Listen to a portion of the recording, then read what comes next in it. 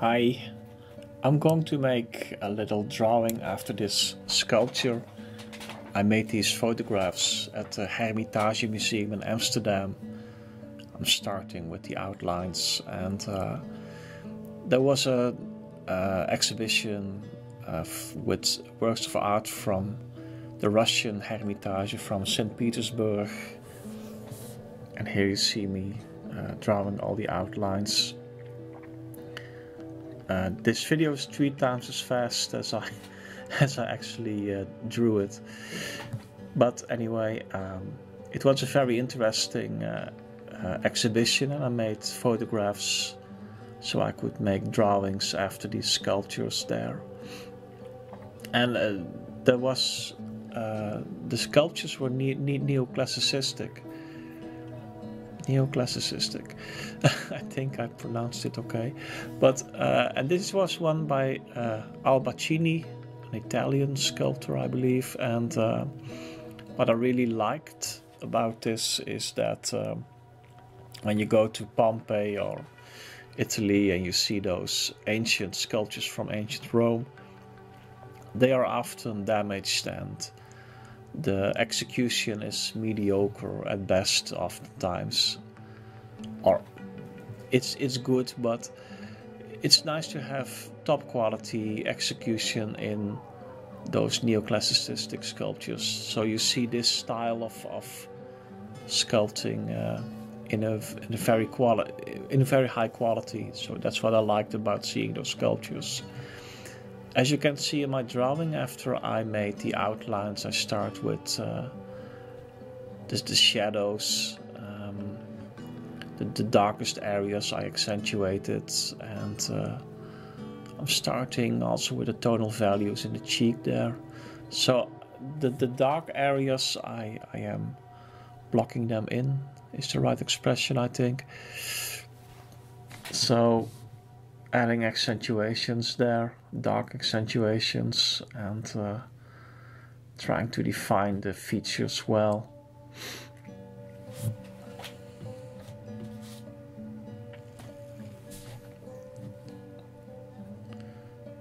And there I add some tonal value in the cheek. When I was drawing this, I thought it was a male figure, but it turns out it's a female, I think, yeah. And doesn't matter. And here I am adding dark areas. When you are drawing a sculpture, it's in fact one color. I mean, it's all white.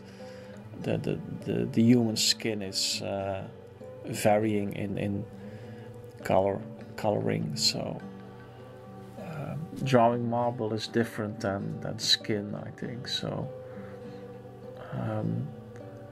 Rubens, the painter Rubens, wanted to draw marble statues as if they were people that were alive. So, but that's not what I'm doing. I think I try to make it a lively drawing, but I'm actually drawing a marble work of art, and I'm not making it into a human face in that respect, or making it more like real skin or something. But it would be interesting to do that. Here I'm adding also some background to get a contrast between the dark background and the lighter face. Even though there's this shadow area, it's light against that background.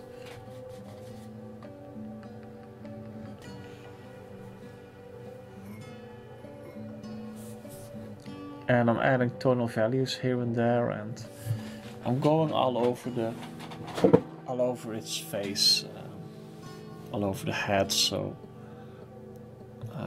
but that's what I do. I modify details, and I keep going from this detail to another, because when you make one part darker, something else has to be darker as well. Then all of a sudden it needs that. So I'm constantly working on adjusting the image, making it more harmonic and accurate according to the lighting situation of the source photograph. And I try to get that reflection right under its chin. There is this reflection, and that gives the sculpture really that sculptural look, that you get the reflections right, because everything is uniform in coloring. It's all white, so you get these very bright harmonic reflections, I would say. It's very clear how things are defined. It can be very clearly defined in a sculpture, more so than an actual human face, because all the colors are, it's all white instead of skin color. Here I'm adding some hatchings to define the forms of the hair a bit. I didn't want to accurately, totally draw the hair, because it's a lot of work, and I wanted to make it a fairly quick sketch. On the right you can see the laser print that I use as a source photograph. I prefer laser prints to, let's say, my phone or a tablet to watch source photographs on. I really like that it's printed, and it gives a more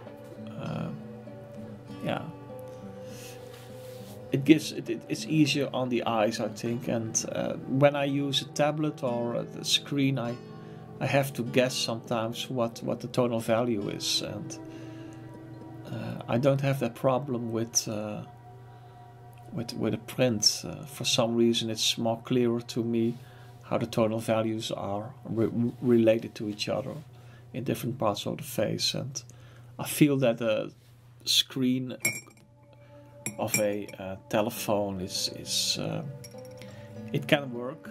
I mean, sometimes I use it, but I feel that it's more convenient to use prints. And as you can see, I'm constantly working on all kinds of details. The nose has to be made a little bit smaller. I made the nose a little too big at first, so I adjusted that. And here I'm thinking about that chin. Is the chin too light, or I think I'll make it a little bit darker later. And I'm wondering to what extent I'm going to do the hair. As you can see, by adding some accentuations there, the head gets more volume. So by that dark area that I drew on the left, when you go back a few minutes, you can see that all of a sudden the face looks more complete, because the back of the head is suggested, or the outline of the head on the left side. So sometimes I started only drawing the face, and I end up drawing more than I intended to, or that I thought I would do, and that's okay too. But sometimes you just work on a drawing, and along the way you get this idea, it would be better if the neck is a bit longer than I actually made it, or like here. I do not make the head longer, the neck longer compared to the source photograph, by the way, but I mean that I draw more of the neck than I had intended to at first. And here I'm adding some veils of hatchings on top of the reflected under chin. How do you say it? The underside of the chin. The sculpture doesn't have an under chin, but to make it a little more darker. And here I'm adding some atmosphere in the background, making it darker here and there, so the face lights up a bit. You have this almost clair obscure effect. So now I'm adding some hatchings, making things darker, so the image is more harmonious, it gets a certain atmosphere, and the face is lighter in, compared to the background. Here I'm also adding some darker tonal values to get the face more harmonious, lit up, in contrast to the darkness surrounding it.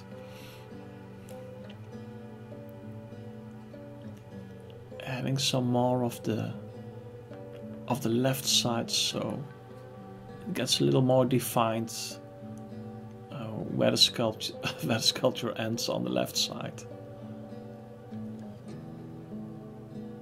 and it makes it more solid to add that. And this is it, and thank you for your attention. I hope you liked this little video, and if you like more of these, please subscribe. Thank you.